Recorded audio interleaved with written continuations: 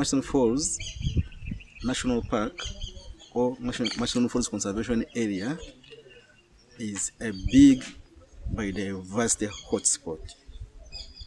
It has what we call reserves around it. These are wildlife reserves around it. And when we combine all of them, we make what we call Murchison Area Conservation Area. Currently, the most obvious change is climate change. 2 years ago, we had floods, you remember. The whole of this area was flooded.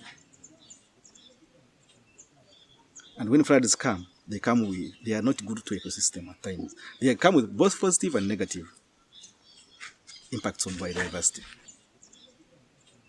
Most of our plants are indigenous plants. They are indigenous plants. They have been here thousands of years.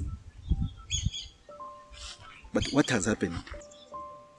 We have what we call, in climate change, we have what we call adaptation. Now these plants have adopted these changes in a positive way, and now they are flourishing. For example, if I go for my rainfall data of 30, 40 years ago, we are receiving more rainfall than 30 years ago. You can even see. We are receiving more rainfall than what we used to have 50 years ago. Meaning a plant like acacia, like this one, has enough water to expand, to propagate, to produce more seeds and spread all over here. Now, if there's no control, elephants eat this, giraffes eat this, isn't it? The number of giraffes should be almost equal to the number of younger seedlings of this acacia. So that you stop or you mime spread. That's what happened in the rangeland. If the controllers are few, or if the rate of growth of controllers is lower than the rate of growth of plants, they become what we call invasives. Otherwise, they never came from anywhere else. The acacia that you are looking at, it's called Acacia nilotica. Are we not on the Nile? The nilotics, you know, we have heard about that history at least. It's called Acacia nilotica.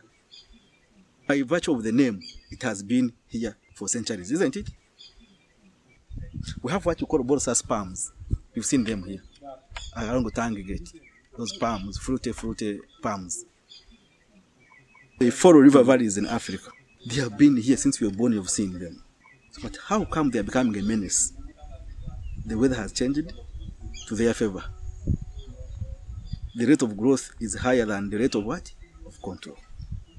They are eaten by elephants. They are eaten by baboons. They are even also eaten by human beings. If you went around Pakwach, you find kids carrying those fruits. But the rate of control is lower than the rate of regeneration. Regeneration is higher than the control. They become a bush. Instead of finding a thicket, you find a forest. So, when a forest emerges in a savanna area, it's non-palatable because savanna animals, majority are Uganda cobs, isn't it? They don't feed on tall grass, on tall trees like these ones. Do they? They don't. So that means where they are used to range is no longer palatable for them. So if they are not feeding well, they won't produce. And the more they become few, the more the forest cover. And then we have a scourge, we have a problem of invading plants in an ecosystem.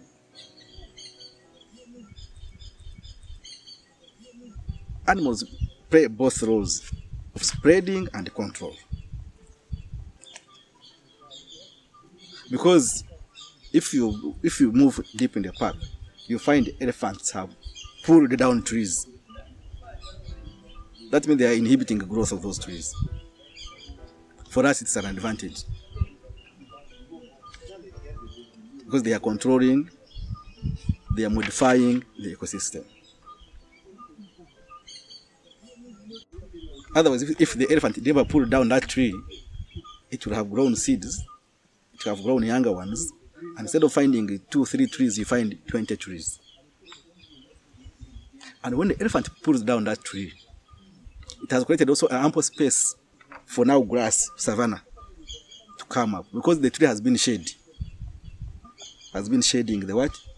And suppressing other grass species. But now that it's no longer there, the shade is no longer there, savanna plants, savanna grassland will come. So, for example, these fruits of Borosas palm, when the elephant eats them, it goes somewhere and poo-poos there. The seed will come out of poop.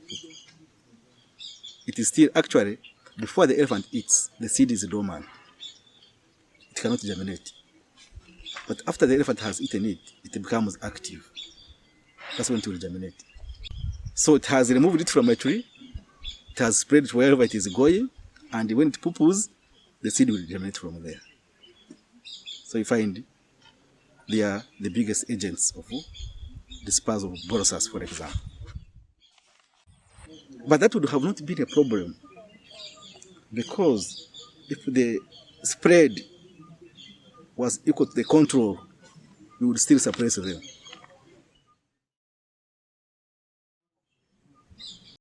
Qualified to be invasive, you have no control and you flourish naturally. So if you go to the southern bank of the Nile, all the way from Rabongo forest, the park is becoming more foresty.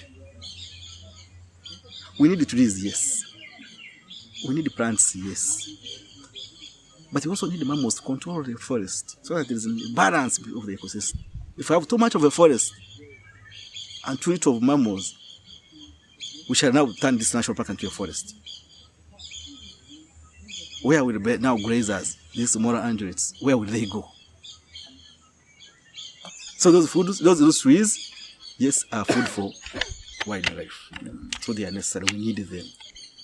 Even when we are controlling them, like when they reach an extent where we need physical manipulation, we don't come and slash randomly. We do what we call interventions, where we pick 2, we leave 1. Pick 3, we leave 2. You get it? We don't cut it all. So that we create space for savanna grassland to come.